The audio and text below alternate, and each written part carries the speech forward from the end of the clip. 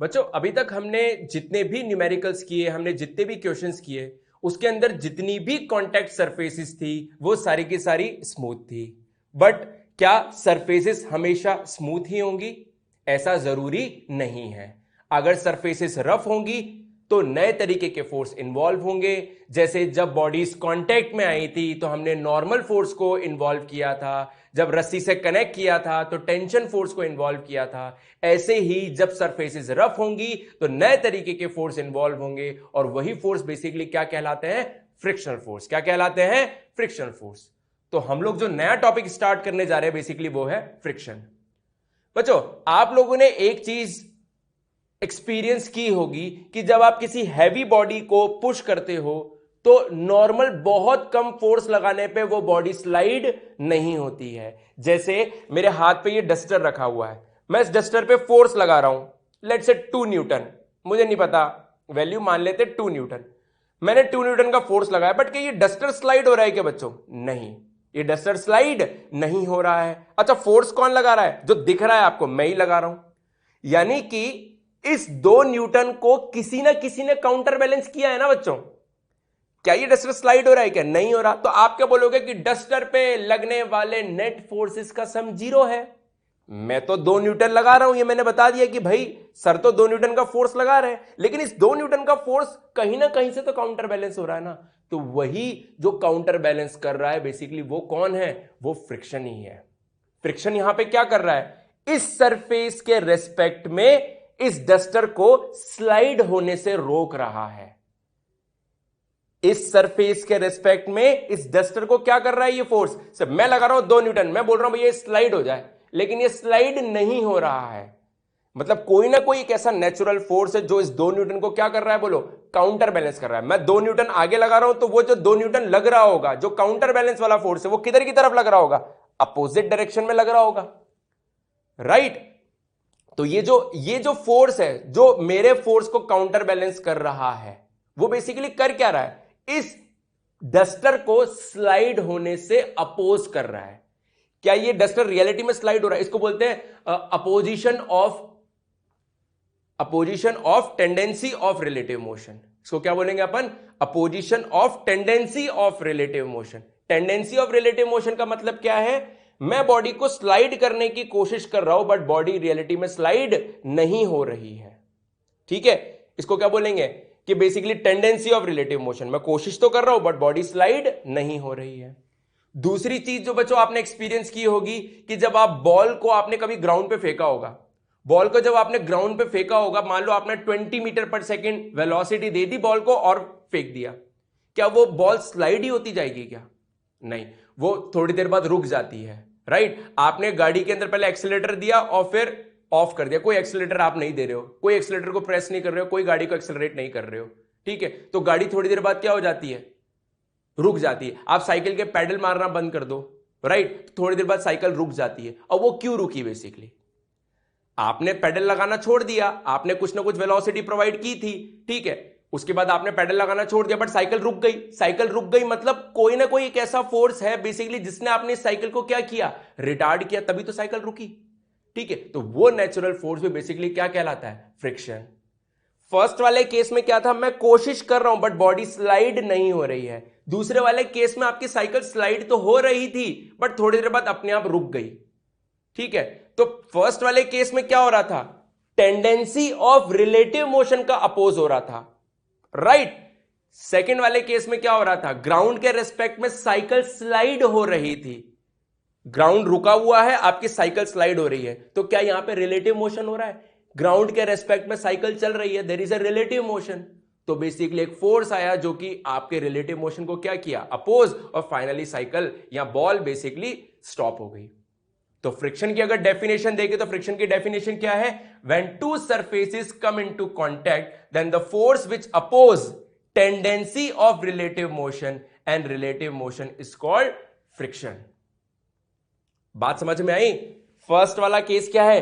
Tendency of relative motion का opposition. मैं 2 Newton लगा रहा हूं, बॉडी रेस्ट पर है और अभी भी रेस्ट पर, पहले भी रेस्ट पर थी और अभी भी रेस्ट पर है। मतलब कोई ना कोई ऐसा फोर्स है जो मेरे 2 न्यूटन को काउंटर बैलेंस कर रहा है। अगले वाले केस में स्लाइड तो कर रहा था शुरुआत में, थोड़ी देर बाद फाइनली रुक गया। रुक गया मतलब स्लाइड कर रहा है, मतलब इस हाथ के रेस्पेक्ट में ये डस्टर बेसिकली किस में है, रिलेटिव मोशन में है। रुक गया मतलब किसी ने इस रिलेटिव मोशन का अपोज किया, वही बेसिकली क्या कहलाता है, फ्रिक्शनल फोर्स कहलाता है। क्या कहलाता है, फ्रिक्शनल फोर्स। अब जैसे मैं इसको इस क्वेश्चन के थ्रू समझा रहा हूं, एक एग्जांपल लेकर के, कि एक ब्लॉक है m मास का, रफ सरफेस शुरुआत में रखा हुआ है रेस्ट पे, मैं फोर्स लगा रहा हूं बट ये स्लाइड नहीं हो रहा है। स्लाइड नहीं हो रहा है मतलब पहले भी रेस्ट पे था और अभी भी किस पे है, रेस्ट पे। मतलब कोई ना कोई एक ऐसा नेचुरल फोर्स है जो कि इस फोर्स को क्या कर रहा है, बोलो, अपोज कर रहा है। अपोज कर रहा है मतलब अपोजिट डायरेक्शन में लग रहा है। बेसिकली यही अपोज करने वाला फोर्स क्या कहलाता है, फ्रिक्शन। यहां पर अगर देखें तो यहां पर क्या हो रहा है, टेंडेंसी, मैं कोशिश कर रहा हूं कि ये ब्लॉक स्लाइड हो जाए बट स्लाइड तो नहीं हुआ, तो इसको बोलेंगे opposition of tendency of relative motion. Basically इसने टेंडेंसी ऑफ रिलेटिव मोशन का अपोज किया है, राइट। सेकंड वाले केस में बॉल के पास, बॉडी के पास वेलोसिटी 20 मीटर पर सेकंड है, रफ सरफेस है, फाइनली रुक जाएगी भाई। 20 मीटर पर सेकंड से आपने फेंक दिया, फाइनली तो स्टॉप होगी, मतलब किसी ने अगेन यहां पर इस मोशन का अपोज किया होगा, राइट। वो भी बेसिकली क्या कहलाता है, फ्रिक्शन ही है, ठीक है। यहां पर रिलेटिव मोशन हो रहा है, यहां पर टेंडेंसी ऑफ रिलेटिव मोशन है। क्लियर हुआ सभी को यार ये? अब दिमाग में आता है कि यार ये फ्रिक्शन आता किस वजह से, तो रियलिटी में देखा जाए तो जो भी कॉन्टैक्ट सरफेसेस होती है, अगर उनको माइक्रोस्कोपिक लेवल पे देखा जाए तो बेसिकली उनमें छोटे छोटे डेंट होते हैं, पोर्स होते हैं। और अगर मॉडर्न थ्योरी देखें तो जो सरफेसेस है वो किससे मिलकर के बनी हुई है, मॉलिक्यूल से मिलकर बनी हुई है। तो जब एक सरफेस दूसरी सरफेस के कांटेक्ट में आती है तो मॉलिक्यूल्स के बीच में बेसिकली बॉन्ड्स बन जाते हैं, बॉन्डिंग हो जाती है, और इस बॉन्डिंग की वजह से बेसिकली क्या प्रोड्यूस हो जाता है, फ्रिक्शनल फोर्स प्रोड्यूस हो जाता है, राइट। जैसे ये ब्लॉक इस सरफेस पे रखा हुआ है, आपको अभी ऐसे देखने पर इस डस्टर की सरफेस भी बड़ी स्मूथ सी लगेगी, लेकिन माइक्रोस्कोपिक लेवल पे देखोगे तो आपको इसमें छोटे छोटे पोर्स और डेंट्स दिखाई देंगे, राइट। तो जैसे एक सरफेस, ये फर्स्ट सरफेस और ये सेकंड सरफेस, जैसे ही दोनों कांटेक्ट में आती है तो ये डेंट आपस में, इनके बीच में क्या हो जाती है, इंटरलॉकिंग। और अगर मॉडर्न थ्योरी बोले तो मॉडर्न थ्योरी कहती है कि दोनों मॉलिक्यूल्स के बीच में क्या हो जाएगी, बॉन्डिंग। इस बॉन्डिंग की वजह से कौन सा फोर्स आ जाता है, इंटरमॉलिक्यूलर फोर्स। और इस इंटरमॉलिक्यूलर फोर्सेस की वजह से बेसिकली इस तरीके से, इस इंटरमॉलिक्यूलर फोर्स की वजह से बेसिकली क्या प्रोड्यूस होता है, फ्रिक्शनल प्रोड्यूस होता है। बात क्लियर हुई है सभी को?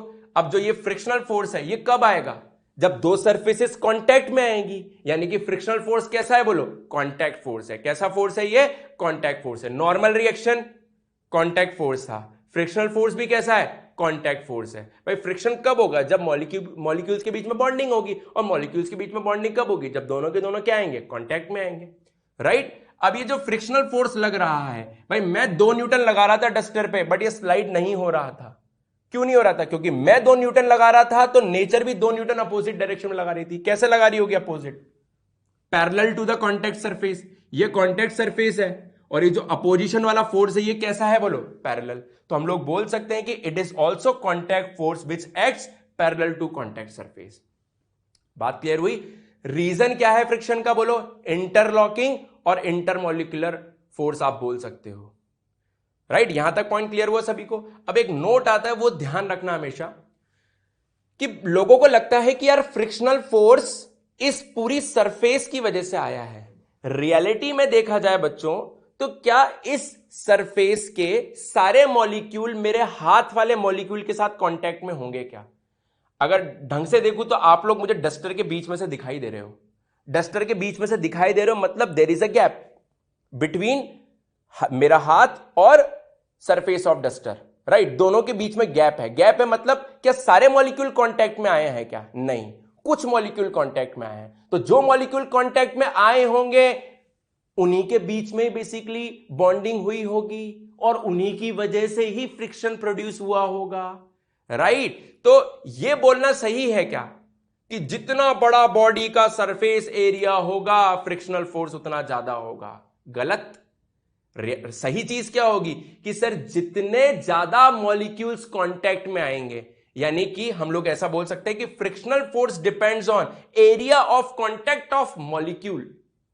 जो मॉलिक्यूल कांटेक्ट में आए उनके एरिया पे डिपेंड करता है, राइट इसको बोलेंगे हम एक्चुअल एरिया ऑफ कॉन्टैक्ट। क्या बोलते हैं? Actual area of contact. It does not depends on area covered by the body, जिसको बोलते हैं हम एपरेंट कॉन्टैक्ट एरिया।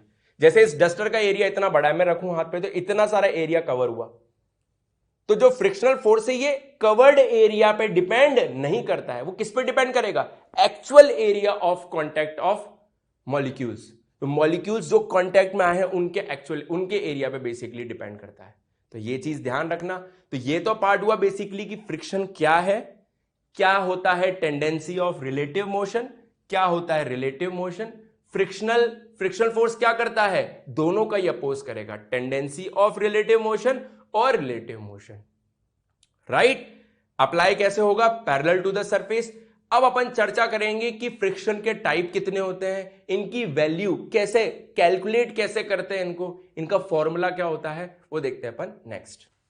फ्रिक्शन को अलग अलग टाइप्स में डिवाइड किया हुआ है, ड्राई फ्रिक्शन, लिक्विड फ्रिक्शन या फिर फ्लूइड फ्रिक्शन, और थर्ड इंटरनल फ्रिक्शन। हम लोग बात करेंगे बेसिकली सॉलिड बॉडीज जब कांटेक्ट में आएगी तो उनके बीच में लगने वाला फ्रिक्शनल फोर्स, और उसको हम लोग बोलते हैं ड्राई फ्रिक्शन। यानी कि ड्राई फ्रिक्शन मतलब फ्रिक्शन बिटवीन सॉलिड्स। राइट अब ड्राई फ्रिक्शन को भी अलग अलग कैटेगरी में डिवाइड किया है। इन कैटेगरीज को अच्छे से समझने के लिए मैंने एक इलस्ट्रेशन लिया है। राइट इससे अपन खुद ही बना लेंगे कि हाँ यार ड्राई फ्रिक्शन के क्या क्या पार्ट्स हो सकते हैं। ठीक है, तो मेरे साथ समझने की कोशिश करते हैं इसको। 10 केजी का ब्लॉक है जो कि रेस्ट पे गिवन है, और हमें लोगों ने बता दिया है कि अगर इस ब्लॉक को आपको स्लाइड कराना है तो 100 न्यूटन से ज्यादा का फोर्स लगाना पड़ेगा। जैसे आपके घर में अलमीरा, आपको उसको धक्का देना है, तो क्या कोई भी फोर्स लगाने पे वो स्लाइड हो जाएगी क्या? नहीं। अपने को पता है कि किसी लिमिट से अगर ज्यादा फोर्स लगाएंगे तब जाकर के वो स्लाइड होगी। बहुत ज्यादा लगाओगे तो बहुत तेज स्लाइड होने लग जाएगी। राइट तो हमें बेसिकली ये दे दिया गया है कि इस ब्लॉक को अगर आपको स्लाइड कराना है तो 100 न्यूटन से ज्यादा का फोर्स लगाना पड़ेगा इस सरफेस पर अगर स्लाइड कराना है। राइट और इसी वैल्यू को हम लोग बोलते हैं लिमिटिंग वैल्यू। ये अभी तो हमें किसी ने बता दिया है, आगे चल करके हम लोग इसको कैलकुलेट भी करना सीख लेंगे। ठीक है ना, फिलहाल अभी हमारे पास नॉलेज कम है, तो हमें किसी ने बता दिया कि भाई अगर इस ब्लॉक को स्लाइड कराना है तो इतना फोर्स से ज्यादा ही लगाना पड़ेगा, तब जाकर के ये बॉडी स्लाइड करेगी। इससे कम लगाओगे तो बॉडी स्लाइड नहीं करेगी। मतलब अगर रेस्ट पे है तो किस पे रहेगी? रेस्ट पे ही रहेगी। ठीक है, तो मान लो मैंने 20 न्यूटन का फोर्स लगाया इस बॉडी पर। आप लोगों से सवाल पूछ रहा हूं, बताओ ये ब्लॉक स्लाइड होगा या रेस्ट पे रहेगा? किस पे रहेगा? रेस्ट पे ही रहेगा। क्यों? क्योंकि सर स्लाइड कराना है तो 100 से ज्यादा फोर्स लगाना पड़ेगा। आपने तो कितना लगाया? 20 न्यूटन। तो ये चलेगा या रेस्ट पे ही रहेगा? रेस्ट पे रह जाएगा। और रेस्ट वाली कंडीशन को हम लोग ऐसा बोल सकते हैं स्टैटिक। सुना होगा आपने वर्ड, यानी कि ये कौन सी कंडीशन है? स्टैटिक कंडीशन है। अब ये ब्लॉक रुका हुआ है या फिर चल रहा है? रुका हुआ है, मतलब इस 20 न्यूटन को किसी ने अपोज किया होगा। ठीक है, आप इसको चलाने की कोशिश कर रहे हो, there is a tendency of relative motion. आप कोशिश कर रहे हो कि ये सरफेस पर स्लाइड हो जाए, बट हो नहीं रहा है, तो एक अपोजिशन वाला फोर्स लग रहा होगा। भाई आप फोर्स लगा रहे हो, बॉडी चल नहीं रही है, मतलब देयर इज अनदर फोर्स जो कि इस फोर्स को क्या कर रहा है? बेसिकली काउंटर बैलेंस कर रहा है। वही फोर्स कौन सा है? बोलो, फ्रिक्शनल फोर्स। कौन सा फोर्स है? वो फ्रिक्शन फोर्स ही है। और वो फ्रिक्शन फोर्स बेसिकली क्या कर रहा है? इस 20 न्यूटन को अपोज कर रहा है। राइट मैं इस फ्रिक्शन को नाम दे रहा हूं क्योंकि ये रेस्ट पर है, रेस्ट पर था और अभी भी किस पे है? रेस्ट पे। तो कौन सा केस है? बोलो, स्टैटिक। तो जो लगने वाला फ्रिक्शन है मैंने उसको नाम दे दिया कौन सा फ्रिक्शन? Static friction.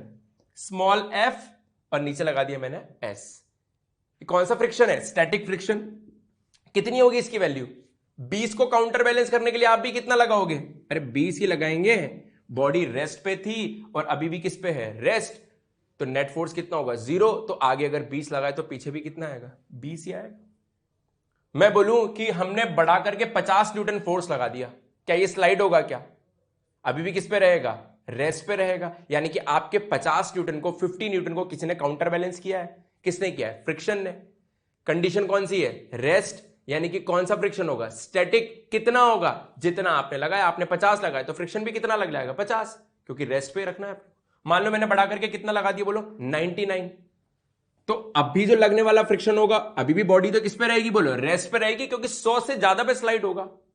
बॉडी तो अभी भी किस पे रहने वाली है बोलो, रेस्ट पे रहने वाली है। तो अभी भी जो फ्रिक्शन लग रहा होगा वो फ्रिक्शन कितना होगा बोलो, 99 होगा। और फ्रिक्शन कौन सा होगा बोलो, स्टैटिक फ्रिक्शन ही होगा, क्योंकि ये भी कैसा केस है बोलो, स्टैटिक केस ही है।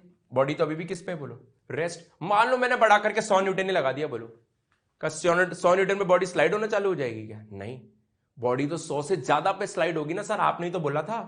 तो 100 पर भी स्लाइड तो नहीं होगी, पर 100 न्यूटन पे ये on the verge of sliding पे आ जाएगी, कि इससे थोड़ा सा ज्यादा बढ़ाते ही बॉडी स्लाइड करने लग जाएगी। लेकिन 100 न्यूटन पे स्लाइड तो नहीं हो रही ना बॉडी, यानी कि अभी भी किस पे बोलो, रेस्ट पर है। यानी कि ये भी कौन सा केस है बोलो, स्टैटिक। तो जो फ्रिक्शन लग रहा होगा, जो इस फोर्स को अपोज कर रहा होगा, इस टेंडेंसी ऑफ रिलेटिव मोशन को अपोज कर रहा होगा, वो फ्रिक्शन की वैल्यू कितनी होगी बोलो, 100 न्यूटन। और अभी भी कंडीशन, अभी भी जो फ्रिक्शन लग रहा होगा वो कौन सा होगा, स्टैटिक इन नेचर।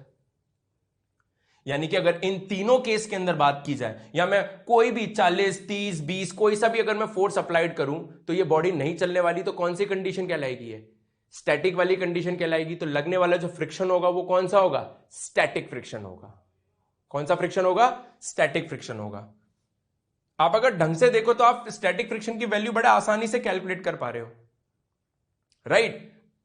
20 न्यूटन तो स्टैटिक फ्रिक्शन भी 20, 99 तो स्टैटिक फ्रिक्शन भी 99, 100 तो स्टैटिक फ्रिक्शन भी 100।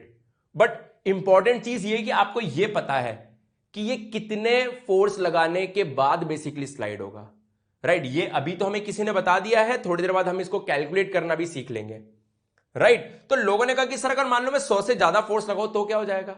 अरे भाई 100 से ज्यादा फोर्स लगाओगे तो ये ब्लॉक इस सरफेस पर, जो कि रेस्ट पर, उस पर स्लाइड होना चालू हो जाएगा। स्लाइड होना चालू हो जाएगा मतलब there is a relative motion, यानी कि इनमें तो टेंडेंसी ऑफ रिलेटिव मोशन थी, इसमें तो बेसिकली रिलेटिव मोशन हो रहा है बच्चों।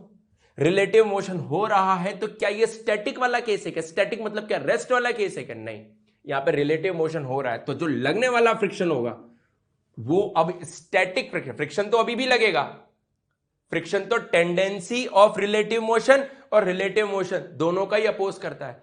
लेकिन जब टेंडेंसी ऑफ रिलेटिव मोशन होती है तब स्टैटिक फ्रिक्शन लगता है, और जब रिलेटिव मोशन हो रहा हो सरफेसेस के बीच में तो काइनेटिक फ्रिक्शन लगता है। अब जो फ्रिक्शन लगेगा वो काइनेटिक होगा। इसकी वैल्यू कितनी होगी ये अभी जब अपन काइनेटिक फ्रिक्शन पढ़ेंगे तब आपको बताऊंगा कि इसकी वैल्यू कैसे कैलकुलेट करते हैं। फिलहाल अपन ड्राई फ्रिक्शन, बेसिकली हम अगर यहां पर देखें तो ड्राई फ्रिक्शन बेसिकली दो ब्रॉड कैटेगरी में डिवाइड हो गया, फर्स्ट स्टैटिक, दूसरा काइनेटिक। यानी कि यहां पे जो फ्रिक्शन लग रहा होगा वो कौन सा होगा बोलो, काइनेटिक फ्रिक्शन।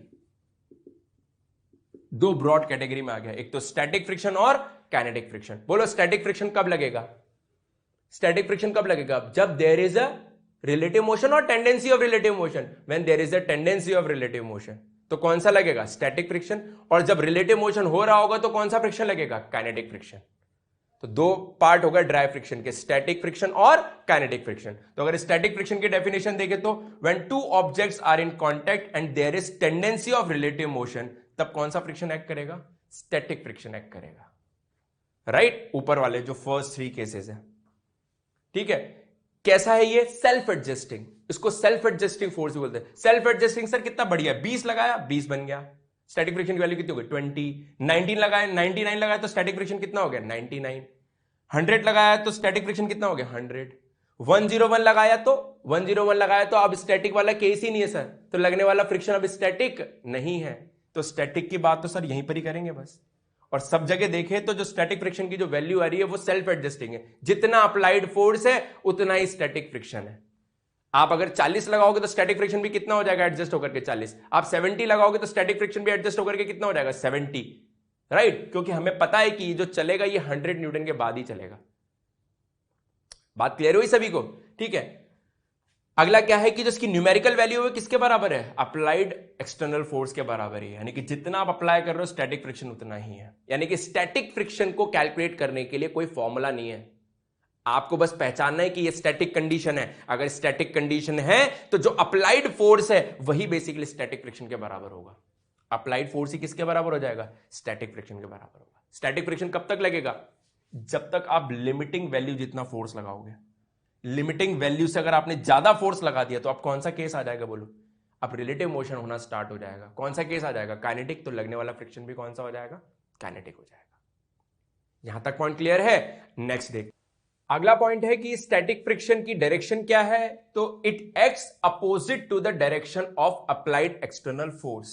आप फोर्स इस तरफ एग्जर्ट कर रहे थे, बेसिकली जो फ्रिक्शन आ रहा है, स्टैटिक फ्रिक्शन आ रहा है, वो कैसा आ रहा है? Opposite to the applied external force, right. अब एक मोस्ट इंपॉर्टेंट चीज निकल करके आती है कि सर ये जो 100 न्यूटन थी लिमिटिंग वैल्यू, ये तो आपको किसी ने बताई थी, ठीक है। क्या हम इसको कैलकुलेट कर सकते हैं? बिल्कुल सही, कैलकुलेट कर सकते हैं, ठीक है। इस लिमिटिंग वैल्यू को बोलते हैं लिमिटिंग फ्रिक्शन। क्या बोलते हैं? Limiting friction. ऐसा भी बोल सकते हैं कि स्टैटिक फ्रिक्शन की मैक्सिमम वैल्यू। भाई स्टैटिक फ्रिक्शन की मैक्सिमम, आप इसके बाद जो केस आया वो कौन सा केस आया? काइनेटिक। यानी कि ये जो वैल्यू हो गई 100 न्यूटन, ये स्टैटिक फ्रिक्शन की कौन सी वैल्यू है? मैक्सिमम वैल्यू है। स्टैटिक फ्रिक्शन की मैक्सिमम वैल्यू को बोलते हैं लिमिटिंग फ्रिक्शन। स्टैटिक फ्रिक्शन की मैक्सिमम वैल्यू को एक नाम दे दिया हमने। क्या नाम दे दिया? Limiting friction, right. अब ये लिमिटिंग वैल्यू अगर हमें पता होगी तो हमें यह पता चल जाएगा कि कितना फोर्स लगाने पे ये ब्लॉक स्लाइड होगा और कितना फोर्स लगाने पर यह ब्लॉक स्लाइड नहीं होगा। अगर हमें यह पता चल गया तो हमें यह भी पता चल जाएगा कि कब स्टैटिक फ्रिक्शन आएगा और कब काइनेटिक फ्रिक्शन आएगा। क्या बोला सर? एक बार दोबारा एक्सप्लेन करो। भाई जैसे मैं बोलूं, आपको कैसे पता चला था इन चारों में कि ये ब्लॉक रेस्ट पे रहेगा? आप कैसे बोल पा रहे थे? क्यों? क्योंकि मैंने आपको लिमिटिंग वैल्यू बता दी थी।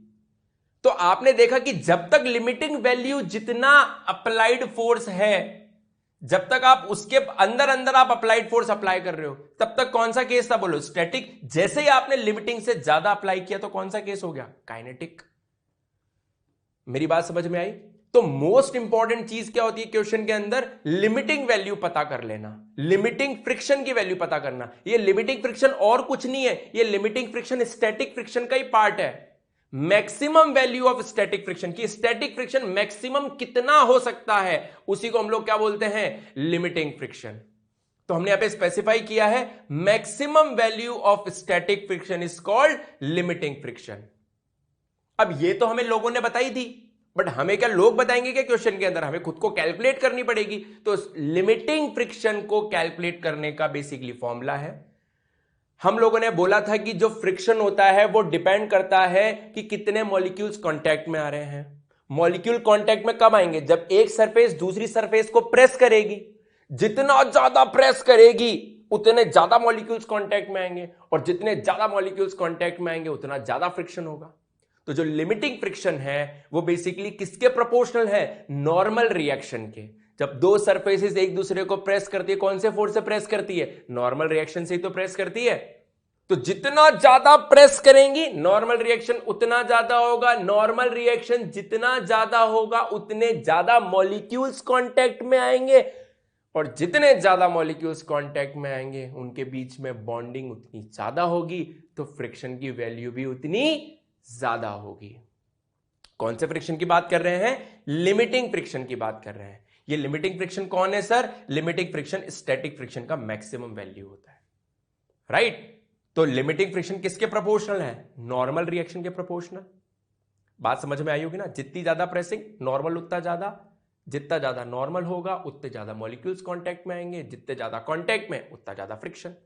तो नॉर्मल जितना ज्यादा होगा लिमिटिंग वैल्यू उतनी ज्यादा होगी। यानी कि लिमिटिंग फ्रिक्शन की वैल्यू किसके प्रोपोर्शनल है? Normal reaction. प्रोपोर्शनिटी का साइन हटाएगा तो क्या आएगा? कांस्टेंट आएगा। तो यहां पर एक कांस्टेंट आता है म्यू एस। म्यू सुना है सभी ने? ठीक है, म्यू एस। प्रोपोर्शनिटी आया, कांस्टेंट आया, म्यू एस। म्यू एस होता है यहां पे coefficient of static friction. Mu S को क्या बोलते हैं? Coefficient of static friction. तो हमारे पास जो लिमिटिंग फ्रिक्शन का फॉर्मूला आ जाता है वो आ जाता है mu S N. Mu S यहां पर, ये म्यू एस बेसिकली स्टैटिक है इसीलिए एस लगा दिया मैंने। म्यू एस इंटू एन, ये बेसिकली होगा अपना लिमिटिंग फ्रिक्शन का फॉर्मूला, राइट। अब ये जो लिमिटिंग फ्रिक्शन है ये किसका पार्ट है? Static friction. तो स्टैटिक फ्रिक्शन की वैल्यू अगर मैं पूछूं कहां से कहां तक हो सकती है, तो स्टैटिक फ्रिक्शन सर 0 से लेकर के कहां तक हो सकता है? लिमिटिंग वैल्यू तक हो सकता है। इससे अगर ज्यादा अप्लाइड फोर्स होगा तो अब स्टैटिक फ्रिक्शन नहीं होगा, अब कौन सा फ्रिक्शन आ जाएगा बोलो, काइनेटिक। तो स्टैटिक फ्रिक्शन की जो वैल्यू होगी वो किससे किसके बीच में लाया करती है, 0 से लिमिटिंग फ्रिक्शन के बीच में। बात क्लियर हुई सभी को? तो मैं अगर आपको बोलूं कि बताओ ये कौन सा फ्रिक्शन है, कि सर ये स्टैटिक फ्रिक्शन है, और ये स्टैटिक फ्रिक्शन की मिनिमम वैल्यू या मैक्सिमम, मैक्सिमम, और इसको लिमिटिंग फ्रिक्शन भी बोल सकते हैं। क्या बोल सकते हैं इसको, लिमिटिंग फ्रिक्शन। बात समझ में आई? ये वैल्यू लोगों ने बताई थी, क्या अब हम खुद भी कैलकुलेट कर पाएंगे क्या? अब हमें सवाल दे दिया जाएगा, म्यू दे दिया जाएगा, म्यू एस दे दिया, नॉर्मल हमें निकालना आता है, तो हम किसी भी क्वेश्चन के लिए क्या लिमिटिंग वैल्यू निकाल पाएंगे? हम पहले ही से लिमिटिंग वैल्यू निकाल लेंगे।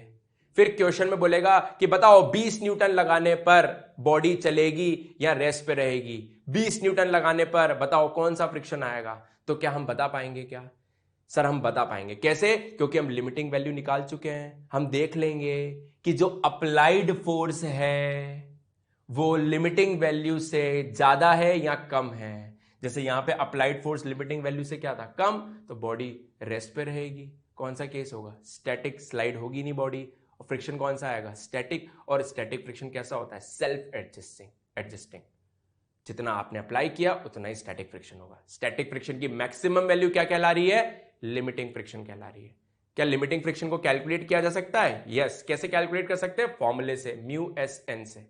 म्यू एस हमें क्वेश्चन में गिवन होता है, सरफेस की प्रॉपर्टी पे डिपेंड करते हैं ये, coefficient of static friction surface की प्रॉपर्टी पे डिपेंड करता है। नॉर्मल हमें कैलकुलेट करना आता है। बात अपने को समझ में आई है सभी को? ठीक है, आगे बढ़ते हैं और देखते हैं। नेक्स्ट टाइप आता है बच्चों कि अगर बॉडी पे लगने वाला अप्लाइड फोर्स लिमिटिंग वैल्यू से ज्यादा हो, तो हमने देखा कि अगर मैं 100 न्यूटन से ज्यादा फोर्स लगा रहा हूं, 101 न्यूटन फोर्स लगाया, तो क्या ये बॉडी अब रेस्ट पे रहेगी, क्या ये स्टैटिक में रहेगी? नहीं, अब ये मोशन में आएगी। मोशन में आएगी तो कौन सी कंडीशन होगी, डायनेमिक, या फिर हम बोल सकते हैं इसको काइनेटिक। तो अब जो लगने वाला फ्रिक्शन होगा वो क्या स्टैटिक फ्रिक्शन होगा? नहीं, अब लगने वाला जो फ्रिक्शन होगा वो कौन सा फ्रिक्शन होगा, काइनेटिक फ्रिक्शन। तो जो सेकंड पार्ट आता है ड्राई फ्रिक्शन का वो आता है काइनेटिक फ्रिक्शन। काइनेटिक फ्रिक्शन कब एक्ट करेगा बोलो, there is a tendency of relative motion, या जब रिलेटिव मोशन हो रहा होगा। इस वाली कंडीशन में ये बॉडी रुकी हुई है, स्लाइड कर रही है, स्लाइड करना चालू कर दिया होगा इसने, तो ये स्लाइड कर रही होगी, there is a relative motion. तो अब जो इस रिलेटिव मोशन का अपोज करेगा वो बेसिकली कौन सा फ्रिक्शन है, kinetic friction. Means when two objects are in contact and there is relative motion between contact surfaces, then kinetic friction acts. यहां पर किसका पोजीशन होगा बोलो, रिलेटिव मोशन का। स्टैटिक में किसका हो रहा था, टेंडेंसी ऑफ रिलेटिव मोशन का। काइनेटिक फ्रिक्शन को कैलकुलेट करने के लिए फॉर्मूला है अपने पास, फिक्स होती है इसकी वैल्यू। जैसे हम लोग लिमिटिंग फ्रिक्शन कैलकुलेट कर रहे थे, वैसे काइनेटिक फ्रिक्शन को कैलकुलेट करने के लिए भी फॉर्मूला है। काइनेटिक फ्रिक्शन अगेन ये भी नॉर्मल रिएक्शन पे डिपेंड करेगा। जितना ज्यादा नॉर्मल रिएक्शन होगा उतनी ज्यादा प्रेसिंग होगी, जितनी ज्यादा प्रेसिंग होगी उतने ज्यादा मॉलिक्यूल्स कांटेक्ट में आएंगे, और जितना ज्यादा कांटेक्ट एरिया होगा उतना ज्यादा फ्रिक्शन होगा। राइट, प्रोपोर्शनलिटी का साइन हटाएंगे तो कांस्टेंट आया यहां पर म्यू, म्यू के लिख रहा हूं, के इसलिए लगा दिया क्योंकि ये जो कोएफिशिएंट है ये किसका है, कोएफिशिएंट ऑफ काइनेटिक फ्रिक्शन है ये म्यू के। यहां पे कोएफिशिएंट ऑफ काइनेटिक फ्रिक्शन है तो फॉर्मूला क्या आ गया, म्यू के एन। राइट, म्यू के बोलेंगे कोएफिशिएंट ऑफ काइनेटिक फ्रिक्शन। ये एक तरीके का कांस्टेंट फ्रिक्शन है। कांस्टेंट फ्रिक्शन है मतलब आप अगर ढंग से देखो तो स्टैटिक फ्रिक्शन की वैल्यू तो कुछ भी हो सकती है। स्टैटिक फ्रिक्शन की वैल्यू 0 से लेकर के लिमिटिंग वैल्यू तक कुछ भी हो सकती है, लेकिन काइनेटिक फ्रिक्शन की वैल्यू फिक्स है, म्यू के एन ही होगी। बात क्लियर है सभी को? तो ये तो हो गए अपने बेसिकली कि दो तरीके के ड्राई फ्रिक्शन के पार्ट हो गए, एक स्टैटिक फ्रिक्शन और एक काइनेटिक फ्रिक्शन। अब मेरी बातों को गौर से सुनना, कंक्लूड करने जा रहा हूं मैं। अपने को पहले दिमाग में डाउट आता है कि सर मुझे कैसे पता चलेगा कि कौन सा फ्रिक्शन लग रहा है, तो अपने को उसके लिए सवाल में क्या कैलकुलेट करना पड़ेगा बोलो, लिमिटिंग फ्रिक्शन। लिमिटिंग फ्रिक्शन अपने को यह बता देगा कि सर अगर इससे ज्यादा फोर्स लगाओगे तो काइनेटिक फ्रिक्शन लगेगा, और इससे इसके बराबर या इससे कम लगाओगे तो कौन सा रहेगा, स्टैटिक। दूसरा पॉइंट आता है, क्या स्टैटिक फ्रिक्शन को कैलकुलेट करने के लिए कोई फॉर्मूला है क्या? नहीं, स्टैटिक फ्रिक्शन किसके बराबर होता है, अप्लाइड एक्सटर्नल फोर्स के बराबर होता है। राइट, स्टैटिक फ्रिक्शन कैसा होता है, सेल्फ एडजस्टिंग। इसकी वैल्यू बदल सकती है, कब तक बदलेगी, लिमिटिंग वैल्यू तक बदलेगी। राइट, अगर आपने बॉडी पे लिमिटिंग फ्रिक्शन से ज्यादा फोर्स लगा दिया, लिमिटिंग वैल्यू से ज्यादा फोर्स लगा दिया है, तो अब वो कौन सी कंडीशन में रहेगी, स्टैटिक या फिर काइनेटिक? काइनेटिक वाली कंडीशन में आ जाएगी। तो लगने वाला फ्रिक्शन कौन सा होगा? Kinetic friction. और काइनेटिक फ्रिक्शन को कैसे कैलकुलेट करते हैं? म्यू के एन। यानी कि फाइनल वर्ड्स, लिमिटिंग फ्रिक्शन निकालो, अप्लाइड फोर्स को देखो। लिमिटिंग फ्रिक्शन निकालो, अप्लाइड फोर्स को देखो। अगर अप्लाइड फोर्स लिमिटिंग से कम है तो स्टैटिक, और स्टैटिक फ्रिक्शन तो अप्लाइड फोर्स के बराबर ही होगा, राइट? अगर अप्लाइड फोर्स लिमिटिंग फ्रिक्शन से ज्यादा है तो कौन सा फ्रिक्शन आएगा? काइनेटिक। और काइनेटिक फ्रिक्शन को कैलकुलेट करने के लिए हमारे पास फॉर्मूला है। ये म्यू के म्यू एस क्वेश्चन में गिवन होते हैं, नॉर्मल हमें निकालने आता है तो बड़ा आसान सा हो जाएगा ये, राइट? दो तरीके के फ्रिक्शन, स्टैटिक और काइनेटिक। स्टैटिक कब लगेगा, काइनेटिक कब लगेगा, कौन बताएगा? Limiting friction. लिमिटिंग फ्रिक्शन को कैसे निकालते हैं? म्यू एस एन से। म्यू एस क्वेश्चन में गिवन होगा, नॉर्मल हमें कैलकुलेट करना आता है। लिमिटिंग फ्रिक्शन पता चल गया, उसके बाद तो पिक्चर पूरी क्लियर हो जाएगी।